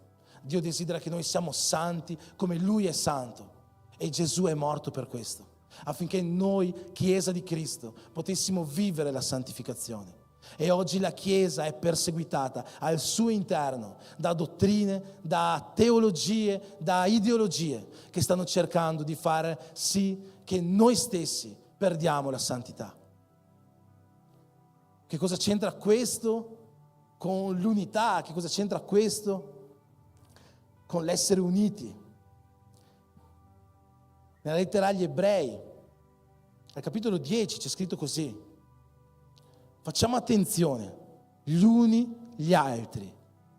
Facciamo attenzione gli uni gli altri per incitarci all'amore e alle buone opere, non abbandonando la nostra comune adunanza come alcuni sono soliti fare, ma esortandoci a vicenda, tanto più che vedete avvicinarsi il giorno.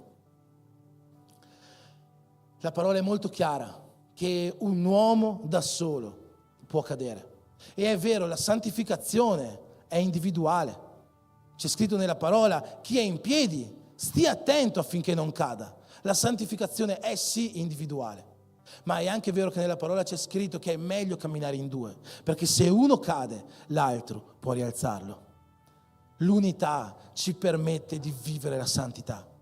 Una Chiesa unita è una Chiesa che sa rialzarsi a vicenda. Una Chiesa unita è una Chiesa che sa esortarsi a vicenda. Una Chiesa unita è una Chiesa che può vivere la santità che Gesù vuole da noi. E allora noi stiamo vivendo questo. Stiamo vivendo questa unità. Ho detto prima che in Apocalisse Gesù detta 7 lettere. A 2 di queste chiese a cui le lettere sono dettate, la chiesa di Smirne e la chiesa di Filadelfia, non ha accusa da fare. A 4 di queste chiese ha accuse di peccato interno alla chiesa. Ma a una di queste chiese, la prima a cui scrive, la chiesa di Efeso, non fa accuse di peccato. Tutto il contrario.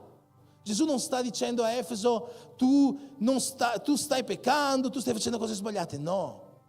Gesù a Efeso scrive così: io conosco le tue opere, conosco la tua fatica, conosco la tua costanza, so che non puoi sopportare i malvagi, hai messo alla prova quelli che si chiamano apostoli ma non lo sono e li hai trovati bugiardi, so che hai costanza, hai sopportato molte cose per amore del mio nome e non ti sei stancato.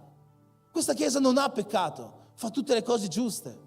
Ma poi Gesù dice una cosa: ma ho questo contro di te, che hai abbandonato il tuo primo amore. Alla chiesa di Efeso Gesù non fa un'accusa di peccato. Alla chiesa di Efeso Gesù fa un'accusa di mancanza. E noi come chiesa, magari non siamo noi quelli che stanno perdendo la santità. Magari in mezzo a noi, sì, può esserci qualcuno che si sta facendo corrompere dal liberalismo religioso, ma magari può esserci qualcuno che non si sta facendo corrompere, qualcuno che non ha peccato, qualcuno che ha costanza, qualcuno che è santo. Ma a te Forse Gesù sta dicendo: hai mancanza di opere, hai perso il primo amore. La settimana scorsa ho portato una parola che alla fine diceva così: la migliore predicazione che possiamo avere è quella di avere amore per gli altri, è quella di abbracciare gli altri. Se noi vogliamo essere una chiesa che vive la santità, una chiesa che veramente vive il progetto per il quale Gesù è morto per noi, dobbiamo essere uniti. Ma per essere uniti dobbiamo avere l'amore gli uni verso gli altri. Quando è stata l'ultima volta che hai abbracciato un tuo fratello che era in difficoltà? Quando è stata l'ultima volta che hai dato una parola di esortazione a quella sorella che stava vivendo una situazione di peccato? Quando è stata l'ultima volta che hai mandato un audio a quella persona che aveva bisogno di un audio? Quando è stata l'ultima volta? Be church significa essere chiesa. Essere chiesa non significa venire qua il sabato sera e trovarsi tra di noi. Essere chiesa significa vivere l'unità. E l'unità si vive quotidianamente in piccole cose. E attraverso questa unità che quotidianamente noi viviamo, noi possiamo fare sì che sia noi che i nostri fratelli raggiungano la santità che Dio desidera per noi, per il quale si è sacrificato su quella croce, per il quale oggi noi abbiamo fatto una festa di celebrazione a Lui. Sii chiesa, sii unito, perché una chiesa piena di Spirito Santo e una chiesa unita non teme le porte dell'inferno, non teme il liberalismo religioso, non teme il peccato e il peccatino, non teme Satana, non teme niente. È forte per andare avanti, per sconfiggere un'altra persecuzione e ottenere la vita eterna per mezzo della santità. Amen? Ti invito ad alzarti in piedi.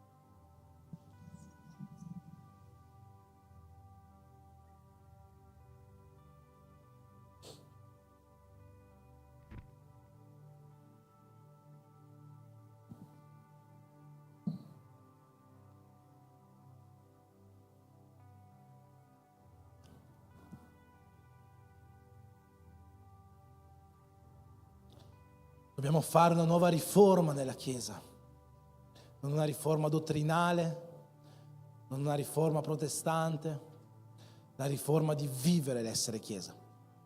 Io voglio pregare in questo momento chiedendo a Dio che Lui possa aiutarci sempre di più a vivere questo essere uni in Cristo, ma vorrei che finché facciamo e anche tu fai questa preghiera, tu possa dare la mano alla persona di fianco a te.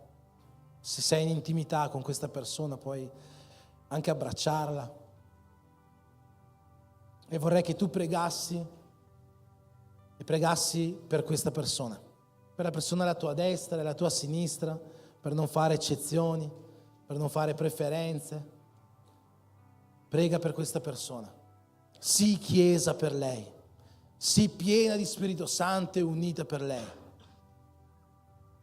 Lo Spirito Santo quel giorno in Atti 2 è sceso sulla Chiesa, ha dato doni quel giorno agli Apostoli e oggi a noi, doni spirituali, dono di fare profezie, dono di parlare in lingue strane, come le chiamiamo, e dono di interpretare queste lingue. Ha dato doni di potenza, dono di fede, dono di miracoli, dono di fare guarigioni. Ha dato dono di parola di conoscenza, di rivelazione, dono di parola di saggezza, ha dato dono di profezia, ha dato doni ministeriali. Tra di noi ci sono apostoli, evangelisti, pastori, profeti, maestri della parola. Ha dato doni per vivere la nostra quotidianità, dono di esortare, dono di condividere, dono di servire. Lo Spirito Santo ha riempito la sua Chiesa di doni. Ma essere Chiesa significa non trattenere per noi questi doni, ma cominciare a usarli per il bene degli altri. È per questo che lo Spirito Santo ha dato questi doni, per l'edificazione e il perfezionamento dei santi, fino al giorno in cui Lui ritornerà a rapire la sua Chiesa. Che possiamo essere una Chiesa che condivide questi doni, che per mezzo della nostra unione possiamo vivere una vita di santificazione, di santità, per raggiungere quel giorno, l'eternità, insieme al nostro Signore Gesù. Amen. Preghiamo insieme, prega per la persona vicino a te, che possa essere una preghiera di condivisione, dove tu possa condividere i tuoi doni, possa condividere lo spirito che hai in te e benedire la vita di questo fratello, di questa sorella. Signore Gesù, la tua Chiesa, una Chiesa unita, una Chiesa piena di Spirito Santo, è qua oggi alla tua presenza per vivere un nuovo tempo, come è stato dichiarato prima, un nuovo tempo, un nuovo patto con te. Un patto fondato sulla vera unità, un patto fondato sul veramente essere uno in Cristo. Che a partire da questa sera, Signore, noi possiamo vivere veramente qualcosa di nuovo nelle nostre vite. Che questa parola non passi appena usciamo da questa chiesa, appena usciamo da questa porta, ma che a partire da questa sera noi possiamo veramente importarci con i nostri fratelli e sorelle, che possiamo veramente importarci con la loro anima, con la loro salvezza, con la loro santità. Che a partire da questa sera ogni dono che tu ci hai dato possa essere usato per il bene e l'edificazione degli altri. Che a partire da questa sera la tua Chiesa, piena di Spirito Santo e unita, possa affrontare qualunque persecuzione, così come l'ha affrontata nel corso di tutta la sua storia. Nessun liberalismo, nessuna teologia, nessuna ideologia, nessuna persecuzione fisica o di qualsiasi altro tipo può abbattere la Chiesa che è unita e che è piena di Spirito Santo. Le porte dell'Ades non ci vinceranno, perché tu sei con noi e noi siamo in te come uno in Cristo. Benedici, Signore, la tua Chiesa, e che a partire da oggi possiamo vivere veramente questo. Non solo andare in chiesa, ma essere Chiesa. Una Chiesa che come quel giorno si alza insieme, apre la sua bocca e per mezzo del tuo Spirito converte questo mondo. Benedici la tua Chiesa, Padre, nel nome di Gesù, nel nome di Gesù, nel nome di Gesù. Amen.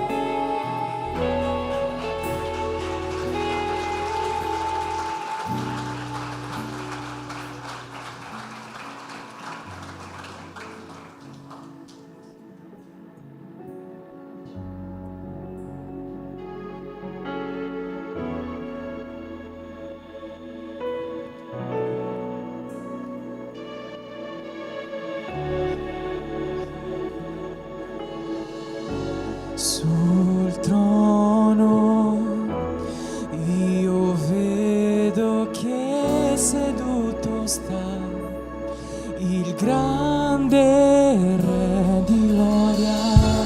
Dal trono provenivano voci e tuoni, lo Spirito che copre la terra.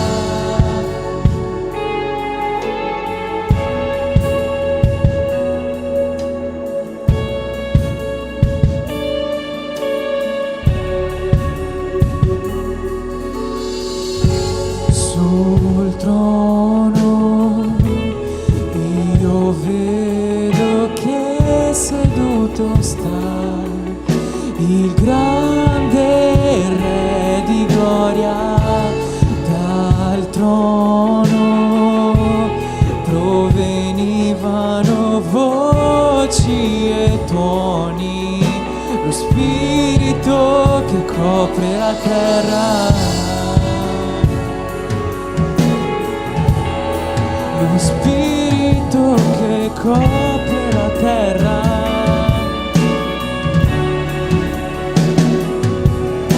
Colui che era e che verrà. Santo, santo, santo è il Signore. Colui che era e che verrà. Santo, santo, santo è il Signore. Giorno e notte cantano a Lui. Santo, santo, santo è il Signore. Giorno e notte cantano a Lui. Santo, santo, santo è il Signore. In ogni vita si pieghi e getti le sue corone. Udite la voce che dice: Egli viene, e ogni vita si pieghi e getti le sue corone. Udite la voce che dice: Egli viene, Egli viene. I giovani vedranno, gli anziani sogneranno e tutta la terra sarà piena della sua gloria.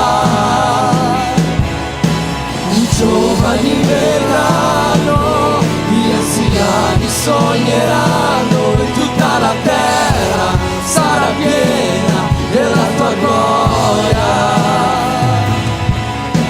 I giovani vedranno, gli anziani sogneranno e tutta la terra sarà piena della tua gloria.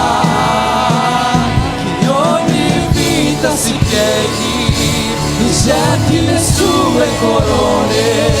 Udite la voce che dice: Egli viene, Egli viene. Che ogni vita si pieghi e getti le sue corone. Udite la voce che dice: Egli viene, Egli viene. I giovani vedranno, gli anziani sogneranno e tutta la terra sarà piena della tua gloria. I giovani vedranno, gli anziani sogneranno e tutta la terra sarà piena della tua gloria. I giovani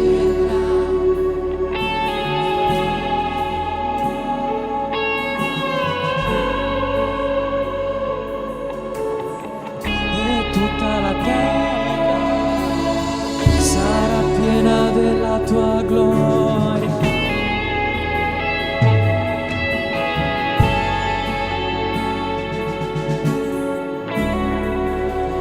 Presto io vedrò, presto io vedrò il Re di gloria. Presto io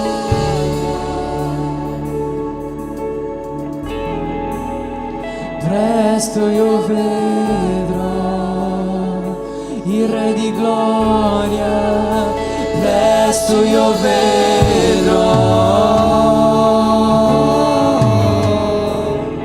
presto io vedrò il Re di gloria. Presto io vedrò, presto io vedrò il Re di gloria. I giovani vedranno, gli anziani sogneranno e tutta la terra sarà piena della tua gloria. I giovani vedranno, gli anziani sogneranno e tutta la terra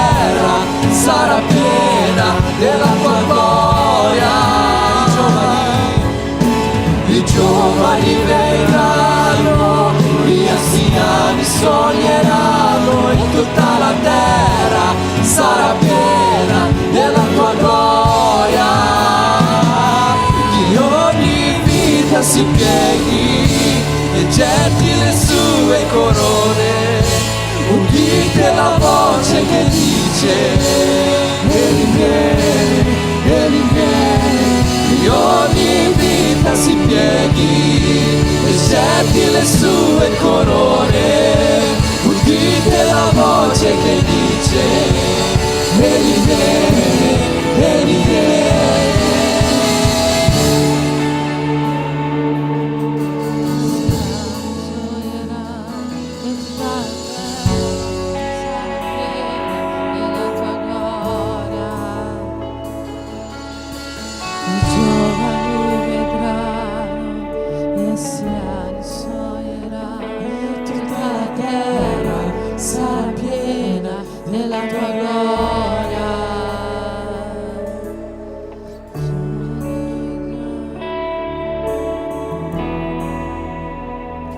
Tutta la terra sarà piena della tua gloria.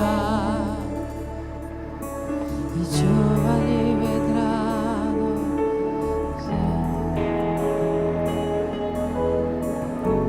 sarà piena della tua gloria.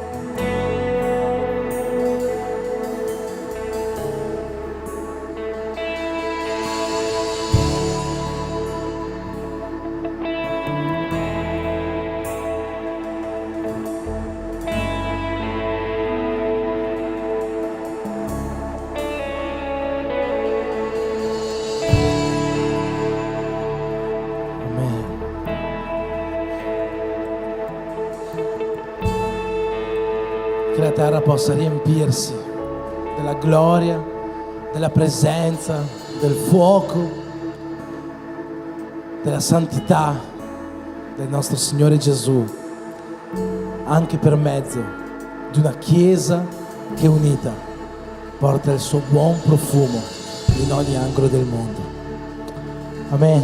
Facciamo un applauso al nostro Signore, benediciamo il suo nome, ringraziamolo per questa serata e che Dio continui a benedire la sua Chiesa, una Chiesa unita, una Chiesa ripiena di Spirito Santo, una Chiesa che clama per la sua presenza.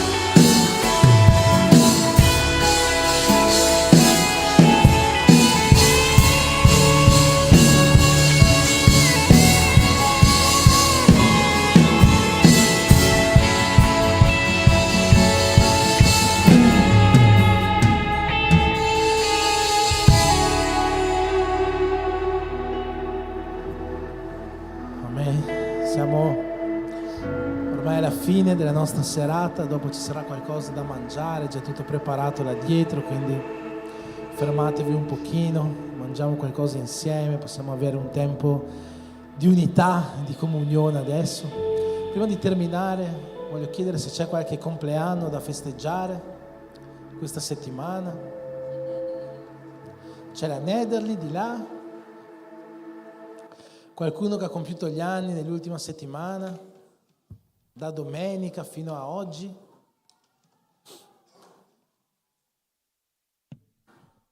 Danilo? È vero, Danilo. Abbiamo fatto anche gli auguri da soli.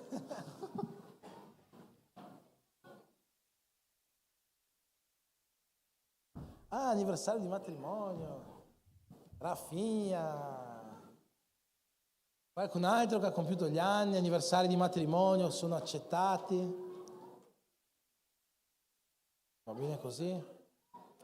Va bene, allora possiamo stendere le nostre mani verso di loro, pregando, uniti per i nostri fratelli e sorelle. Bene, Signore Gesù, in questo momento mettiamo davanti a te la vita di questi tuoi figli, Danilo, Raffia, di Nederli, per il loro nuovo anno di vita che hai messo davanti a loro. Douglas e Carine per un altro anno di unione matrimoniale insieme.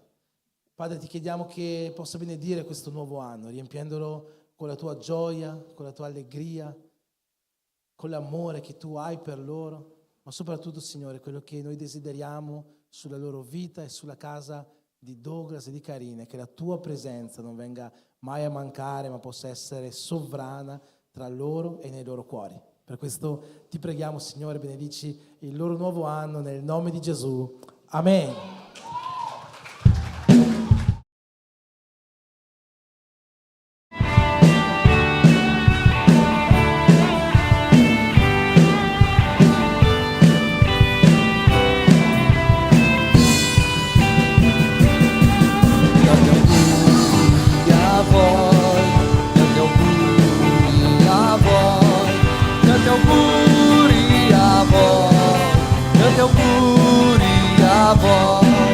Parabéns pra vocês nessa data querida, muitas felicidades, muitos anos de vida.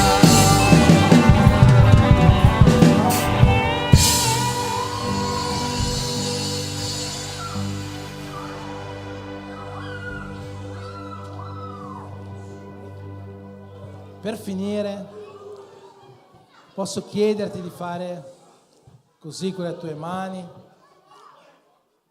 come segno spirituale per ricevere la benedizione da parte del nostro Signore, chiedendo che anche per tutti quanti noi, per le nostre famiglie, la sua gioia, la sua allegria, quella vera che viene da Lui, possa riempire le nostre case. Che il suo amore, la unione tra i nostri matrimoni, nei nostri relazionamenti con i nostri figli possa fortificarsi in questa settimana. E chiedendo che l'amore di Dio Padre, che la grazia di suo Figlio Gesù Cristo e che la comunione che ognuno di noi ha con lo Spirito Santo possa essere con tutti quanti noi, e come uni in Cristo possiamo dire Amen.